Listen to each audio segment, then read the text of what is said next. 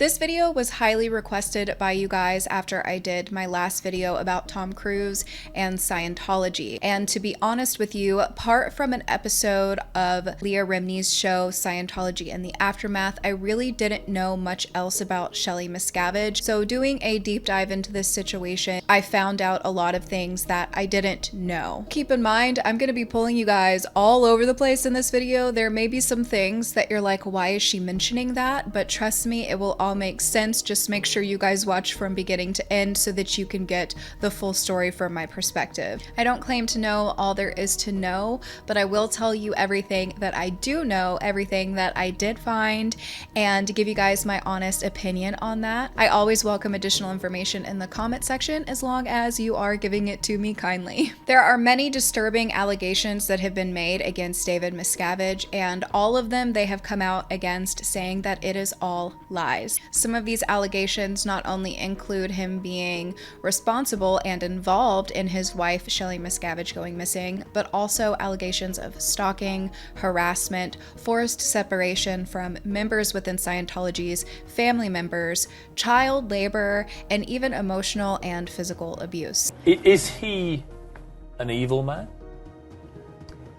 Yeah, it was just a whole lifetime of all sorts of abuses, physical, mental, controlling, being separated from my family. David is backstage literally tearing me apart verbally for 55 minutes.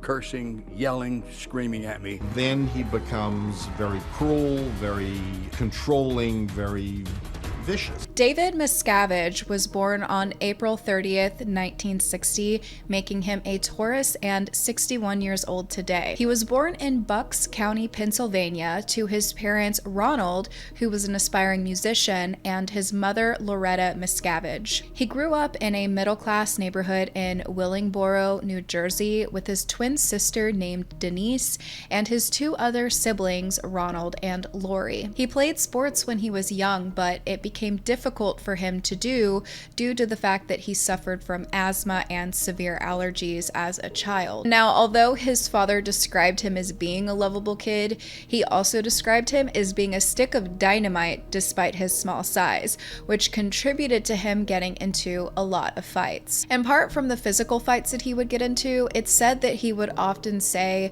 not so very nice things about people. I also think it's really important to note that his father has publicly admitted to domestic abuse and getting physical with his wife Loretta. Not only getting physical with her, but he did this in front of the children. Witnessing these types of things as a child during your development can be very detrimental. Now, David's father Ron became interested in Scientology during a business meeting, and he claims that he isn't sure why he was so interested in it initially, apart from the name of Scientology catching his attention. He quickly felt that the church was doing wonders for him, and he began a process called auditing within Scientology that uses a device called an e-meter. Now, during this time, whenever he first became interested in Scientology, David's asthma attacks weren't only affecting him, but it was affecting his family seeing it. This is why Ron decided to take David to his own auditing session,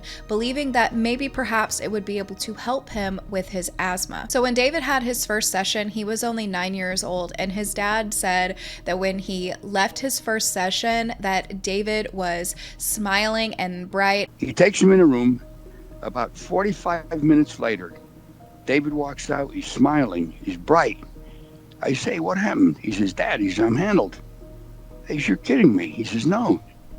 He says, I'm handled. Now, that was a moment for me, because he never had another severe attack as a child.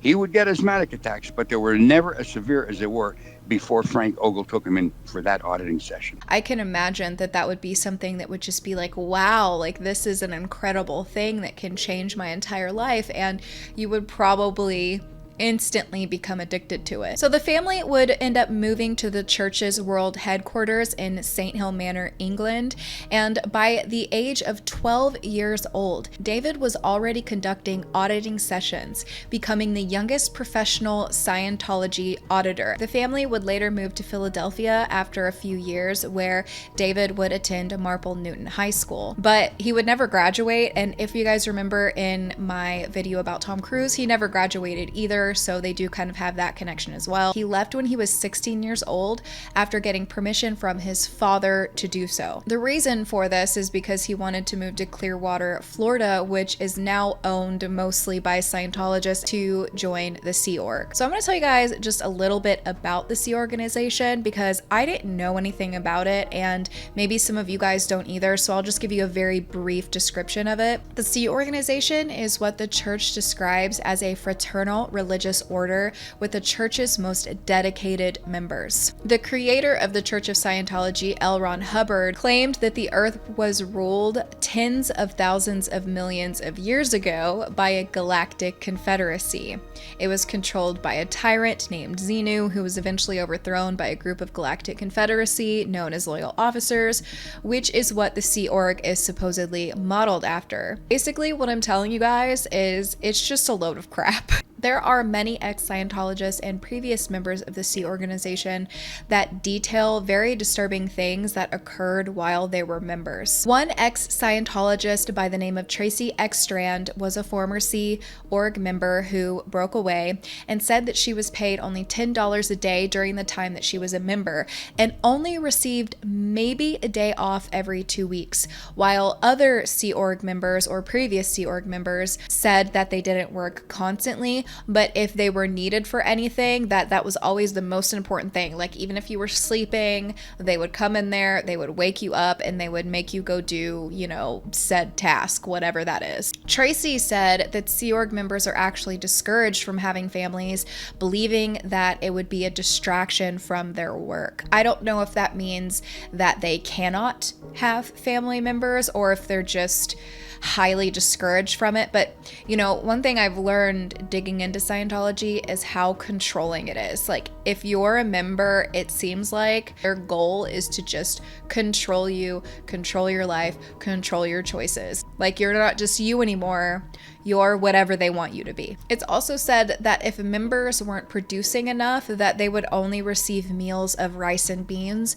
If that's true, I mean, rice and beans I personally like, but if they are basically giving you punishments with what you're eating, that's really messed up. Now, David began working directly under Scientology's founder, L. Ron Hubbard, and working as a cameraman for Scientology training films. During the 1970s, L. Ron Hubbard was actually facing legal threats with French prosecutors that were charging him and the French Church of Scientology with fraud and custom violations. He was convicted by a French court for obtaining money under false pretenses, sentencing him to 4 years in prison and a $7,000 fine. So he went into hiding, and his only contact with the outside world was being about 10 or so trusted messengers, cutting ties with everyone else, including his wife. Because of all of the legal threats against L. Ron Hubbard, David took control over the organization, and in the 80s became in charge of the Watchdog Committee and All Clear Unit, with the task of handling the various legal claims against L. Ron Hubbard. So this is kind of where Shelley Miscavige comes into the picture. It was in December of 1982 when David married Shelley Miscavige. He was 22 years old and she was 21. And then when L. Ron Hubbard died in 1986, David, being one of his closest advisors, became the church's leader the following year. Shelley Miscavige was born Michelle Diane on January 18, 1961, making her a Capricorn.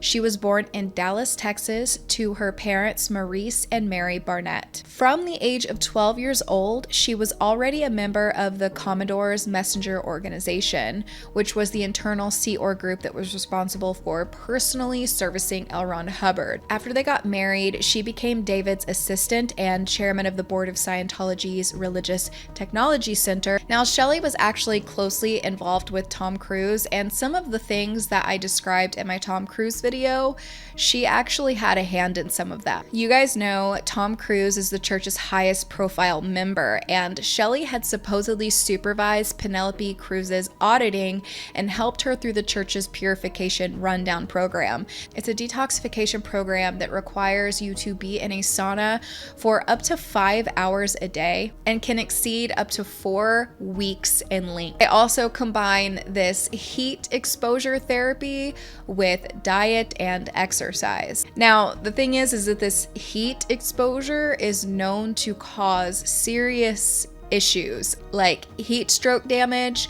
It can cause brain injuries, heart problems, organ failures. It can even cause death. Scientologists consider it to be the only effective way to deal with long-term effects of drug abuse or toxic exposure. This was put forward in L. Ron Hubbard's book, All About Radiation, where he claimed that large doses of vitamins could both alleviate and prevent radiation sickness. And if you're not aware of this, even though they're vitamins, you can still overdose on them. Like, more does not always mean something is better. He marketed this mixture calling it Dianazine, and in 1958, 21,000 tablets were destroyed by the US Food and Drug Administration. So they put Penelope Cruz through this process that David's wife Shelley allegedly supervised her through. Also, Shelley allegedly led the program that was meant to find Tom Cruise a new girlfriend. If you guys watched my last video about Nazanin Moniati, where she was interviewed through a process trying to find a young, beautiful Scientologist to be with Tom Cruise, Shelley supposedly was in charge of that. Now that I've told you guys a little bit about what Shelley Miscavige did within the Church of Scientology, I want to back up to September 8th, 1985, when Shelley's mother was found dead. I'm going to do my best to talk about this in a more censored way because I frankly don't want to explain too many details about how her mother was found because it's horrific and it's very, very graphic. She was found with several wounds. Some of them were clearly self-inflicted, while others, a lot of people question how this woman would have been able to do this to herself 3 times. She had multiple wounds from a long rifle, and a lot of people have been like, how would she be able to do it 3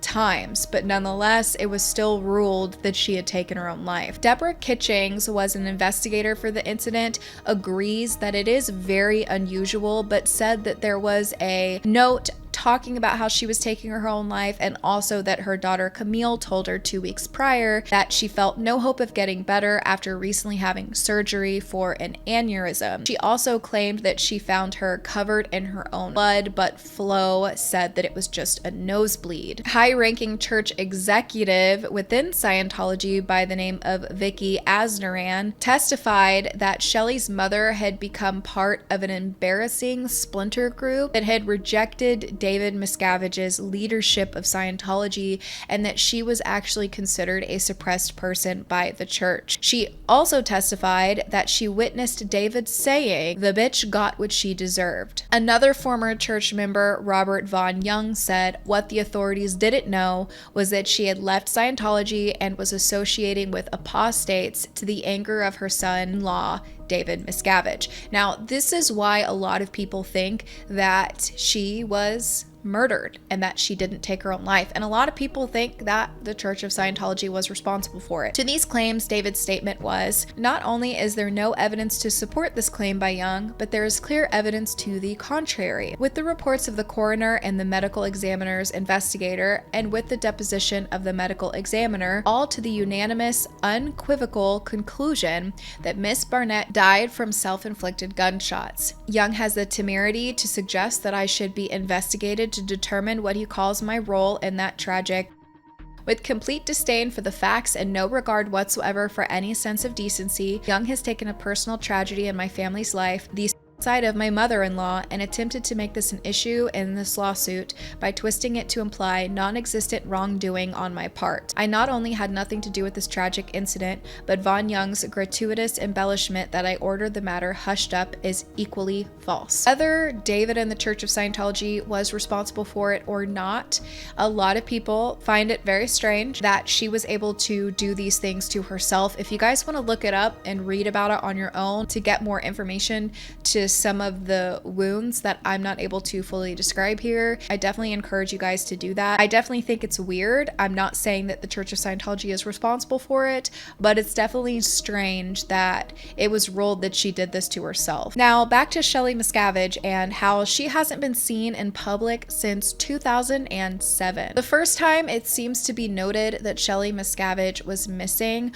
was at Tom Cruise and Katie Holmes' wedding. This was a huge deal within the Church of Scientology, as Tom Cruise is such a high member within the church, and it's an event that you would think that the leader of Church and Scientology's wife would be at, considering how important it was. Leah Remini, who was an attendee at the wedding and a friend of Shelley, said that she thought it was weird that Shelley was not there. At some point afterwards, she started sending letters to Shelley and she got no reply, which she said was also weird because Shelley would always reply to her. Leah Remini became really concerned and decided to file a missing persons report years later in 2013. The LAPD classified the report unfounded, indicating that Shelley was not missing. They said that they had spoke to her directly, but Leah Remini was like, did she have anybody with her when you talked to her? Basically, she wanted to know that the LAPD talked to Shelley while Shelley was alone, so that her response on if she was okay, if she needed help, wouldn't be influenced by if somebody was listening to them or not. But they never told Leah Remini if anybody was there. They just completely ignored her question. I've also heard how Scientology pays the LAPD and that they are very involved with them. So a lot of people have a big issue with trusting what comes from the LAPD with the Church of Scientology because they're so involved with them. They give them a lot of money. Janice Grady, who was a member of Scientology and also friends with Shelley, stated in the docuseries Leah Remini, Scientology in the Aftermath, that she doesn't know if she is alive, but she heard rumors that she was sent to Church of Spiritual Technology. This happened sometime after David and Shelley allegedly had a fight. When this fight occurred, that's when he removed her of his assistant and replaced her with someone else that I've also heard rumors about there being an affair and something going on between the two of them. Now, Leah Remini was very high up in the church, and there were still buildings and bases, for instance, the gold base, that she didn't even know about. So it really shows you how there are people that are powerful within Scientology that don't even know some things, that's how secretive some things are kept from even their own member. I feel like that in itself can potentially shed some light on the possibility that if Shelley was still alive, if she was being held at one of these secret bases, that of course nobody would hear from her or know exactly where she was because it's kept so secret. There are actually people who don't believe that Shelley was killed or anything like that, and they seem to think it's due to the fact that she wouldn't leave just because of a fight with David and being removed as his assistant, because she was, closely involved with Scientology and right next to L. Ron Hubbard, the founder, since she was 12 years old. Why would something as simple as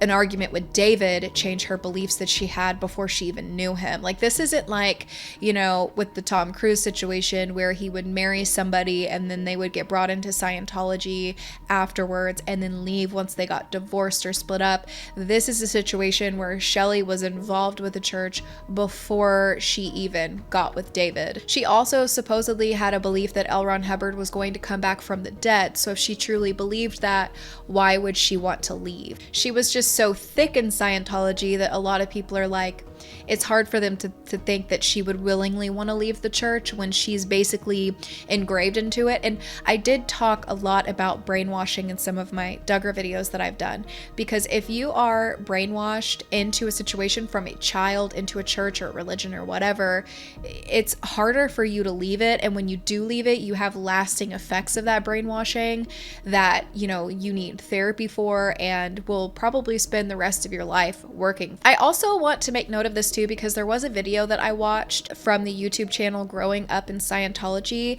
and this is from the perspective of someone that was a Scientologist for many years. This is not me saying that I don't think that there was any funny business going on with Shelley, or that I, you know, believe that she's alive or anything. I just don't know, and I will get into my opinion on that at the end of this video. But I did want to make note of this because this is from the perspective of somebody that was in Scientology, and I feel like people who were in it have more insight about how it works and how things run out here in the real world to you and I is, you know, apparently different to how things run within Scientology and how they view relationships and marriages and things like that. He basically said that within Scientology, marriage isn't viewed the same as what it is to everybody else here in the outside world. Shelley would have been considered within Scientology more of just David's secretary and less of David's wife. He also said that a lot of Scientologists probably wouldn't have even known who Shelley was, which I found really weird. The only reason why she was allowed to communicate with people was because she was David's assistant. He also said that it wouldn't be that weird within Scientology for Shelley to not be at Tom Cruise and Katie Holmes' wedding in the first place, because a lot of people that were members of Scientology wouldn't have their wives there. Basically, Shelley's position within the church would mean that there wouldn't be any reason or need for her to be public or really known at all. And I will say that I'm glad that, you know, someone like Leah Remini didn't view it that way, that didn't think, oh, you know, Shelley is not here because, you know, other men within Scientology don't have their wives here either because it's not seen as important. I'm glad she didn't view it that way, because she wouldn't have reported her missing or even noticed anything. And I feel like if people within Scientology just like accept this and they don't speak up about it, then there would be a lot of people that would go missing, being held hostage, being killed even, and who would even know or even care. I do think it's really important that even if within Scientology that these things aren't considered weird to them, that it's a normal thing, that we don't view it that way, because we need to be able to notice and recognize if someone is missing. I also think this is something that's very, very important to note as well. A lifelong member of Scientology who remained anonymous or known as Jane Doe spent 3 years as the personal aide to Shelley, and she filed a lawsuit in 2019 against the Church of Scientology. This complaint included false imprisonment, kidnapping, libel, slander, human trafficking, and negligence. This Jane Doe alleged that Shelley was getting more and more in disagreement with how David was running the organization and how he was treating the staff, which we have heard a lot of rumors and a lot of witness statements or people who have come out and said, you know, things about David being violent. This anonymous person also said that David had become increasingly hostile and verbally abusive towards Shelley around 2005 after she was removed as his assistant. Because of Jane Doe's connection to Shelley, she was allegedly sent to the hole for months, forbidden to have any communication with Shelley whatsoever, or I'm assuming anybody, because of the way that the hole allegedly is. Now, the hole is the unofficial nickname for the facility that is operated by the Church of Scientology on Gold Base, which is the base that Leah Remini didn't even know about because it was so secretive. This base consists of a set of double-wide trailers that are joined together to form a suite of offices, which were formerly used by the church's international management team. And according to former members of Scientology and media reports, David Miscavige allegedly sent dozens of senior Scientology executives there, numbered up to around 100 people. They spent months or even years in isolation. The whole, they allegedly receive many punishments of physical labor and lengthy daily confessions of evil purposes. Jane Doe also alleged that she witnessed a dark-colored tinted vehicle pull up to the main building at Scientology's Gold Bay, where unidentified men dragged Shelley, who was crying and visibly distraught, out of the building and put her in a car never to be seen again. This is something I think is really important to keep in mind. There are so many people that say that when they leave the Church of Scientology that they are stalked and that they are harassed. This is a very common, repeated thing that you hear from so many people. The Church of Scientology always says that these are false allegations and that none of it is true, but I think it's really important to make note of this. If Shelley, if there was an issue with David and Shelley, and if she wanted to leave the church or not, you have to keep in mind that she had an even bigger connection to David because she is married to him. So they would probably want to keep, more tabs on her than anybody. Like if other people try to leave and they stalk and harass them, Shelley was at David's side. She was married to him. So the information that she would have would probably be damning. That would lead anybody to believe that if Shelley did want to leave, that she would be someone that they would really want to keep out of the public just in case she was to say anything. Especially, I'm sure, David's probably really paranoid because when people leave, they always speak up against him and say this happened and that happened. So I'm sure as more and more allegations have come out against him from people that have left, that he's probably gotten increasingly more paranoid about that. Now, I want to make note of this incident because this was David's own dad. And if he would do this to his own dad, he absolutely, allegedly, would do this to his wife. In 2012, David Miscavige's dad, Ron, and his new wife, who worked in the marketing department at the base, took all of their belongings and left the church to stay with family in Wisconsin. Ron would become very outspoken of alleged abuse within the church, and he would also begin to call it a cult.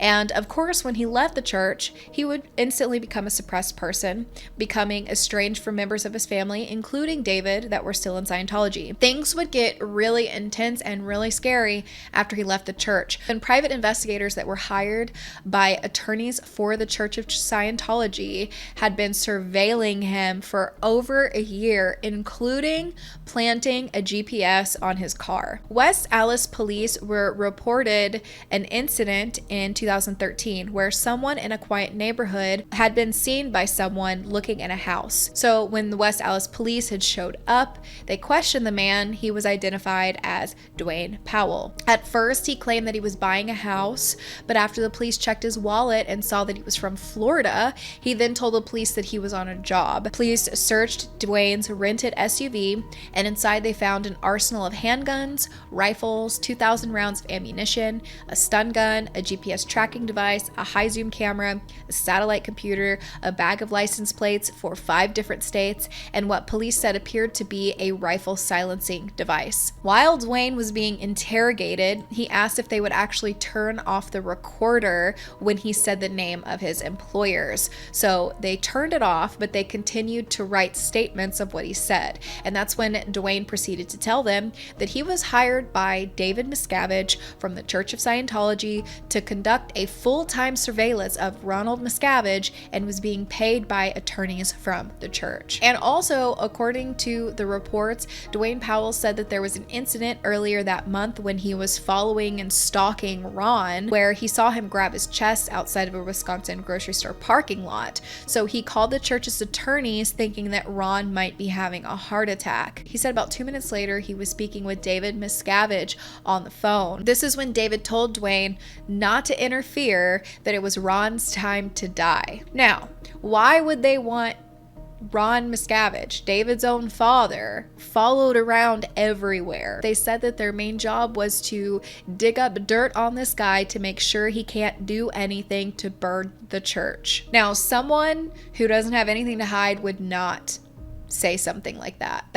You wouldn't spend money and resources to hire someone to follow around your dad if you didn't have something to hide? Because it's not just his dad that's come out and said things. It's a lot of people. So for me, I'm like, yeah, there are some things against Ron that are not good. At the same time, like, why would your dad want to come so hard against you? And if it was only his dad, then maybe we could look at it and be like, maybe he just didn't have a very good dad. From what we know, he admitted to abusing his wife in front of his kids, but it's not just his dad that has come out and said these things against David. And it's not just his dad who has been stalked and, followed around after they left the church. The biggest reason why I wanted to mention that in this video is because, when I was digging into this, I was like, for me, that is a really good indicator that if Shelley did want to leave, that she would be followed. But she even had a closer tie to David because she was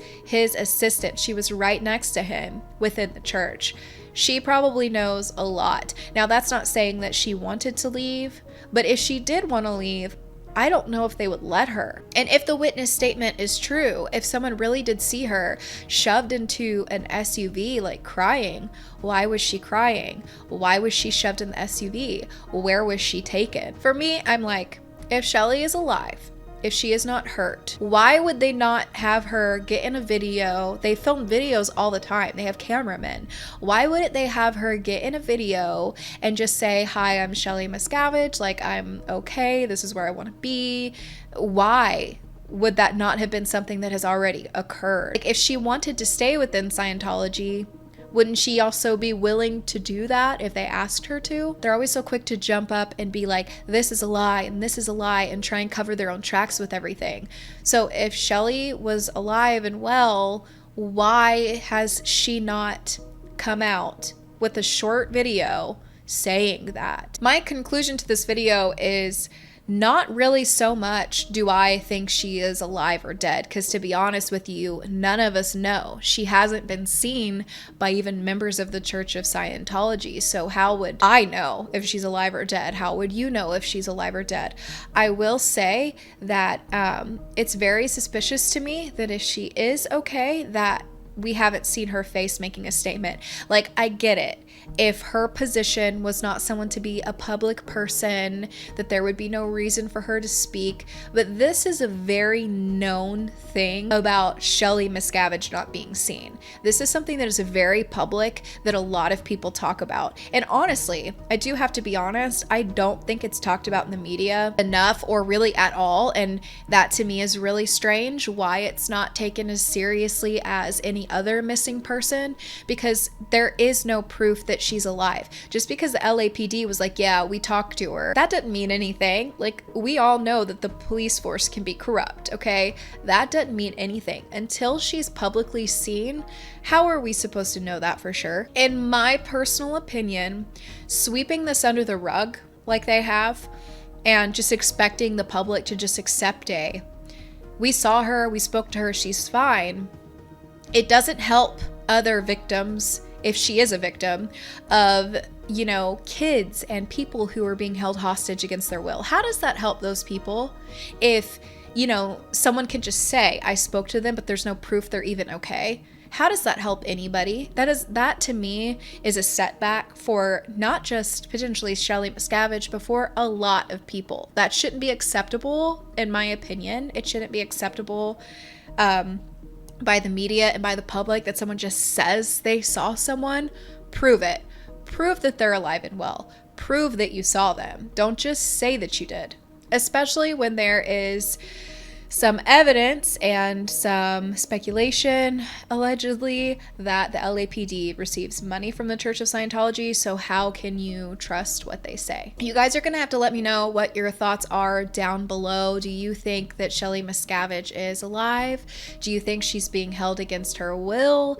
Do you think that she's there freely? What do you guys think about this whole thing? I definitely want to hear your opinion down below. Like I said, I really don't know. All I know is that what we do know is not good enough for me. This story does not have a conclusion, and that's just not acceptable. If she doesn't come out and say herself that she wants to be there, I don't know why anybody would just accept that this is okay. Because if if it's not taken seriously in the media and in the public that Shelley Miscavige hasn't been seen in public and that people that knew her are concerned for her safety, this is a setback for so many people. This is scary to me personally, you know, looking into this, that someone within this church can just go missing and nobody will even talk about it. Is it because they're scared to talk about it? Am I in danger because I'm talking about it? Like, why is this not taken as seriously as any other missing persons case? Like, this woman is not in contact with anybody that she was previously friends with. It's known from numerous ex-Scientologists that there are secret bases where they supposedly do not good things to people. I'm gonna say what we're all thinking. It seems like it has a lot to do with money, because I feel like within other churches, if there were this many allegations against them, I feel like they're taken a lot more seriously, whereas this one, it's like, I feel like money gives people power. I feel like some people are scared to talk about that because, I mean, I'm not gonna lie, like, sitting here and talking about this and looking into this and making this video, I'm not gonna say it doesn't make me feel a little bit nervous to talk about it, and I'm trying to be very careful with what I say. Just like with, you know, me saying I'm not saying David did these things. I'm not saying the Church of Scientology did these things.